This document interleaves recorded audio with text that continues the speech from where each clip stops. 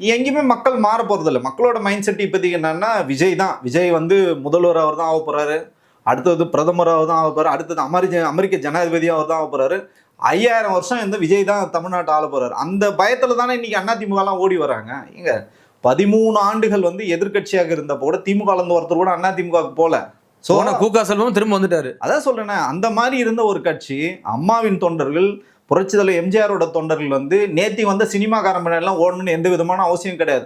அப்போ போறாங்கன்னா இவங்கெல்லாம் சும்மா போல. அங்க ஏதோ இவங்களுக்காக வந்து இது தரேன்னு சொல்லி அவங்க கூப்பிடுறதுனால தான் போறாங்க. யாருன்னா பைத்தியமாங்க? சும்மா போறதுக்கு யோசிச்சு பாருங்களா. ஒருத்தர் வந்து இத்தனை கோடி செலவு பண்ணி எம்எல்ஏக்கு ஜெயிச்ச ஒருத்தர் அது வேணாம், நான் அந்த கட்சியில போனாதான் நான் வந்து பொழைச்சிக்க முடியும்னா அப்ப நீங்க வந்து பிழைப்புவாதி தானே. உண்மையிலேயே நீங்க அதிமுக காப்பாற்றணும்னா, அதிமுக இன்னைக்கு ஒரு இக்கட்டான சூழ்நிலை இருக்கும்போது நீங்க அந்த இயக்கத்துல இருந்து பயணப்பட்டு தானங்க நீங்க வந்து அந்த கட்சியை வந்து வளர்க்கணும்.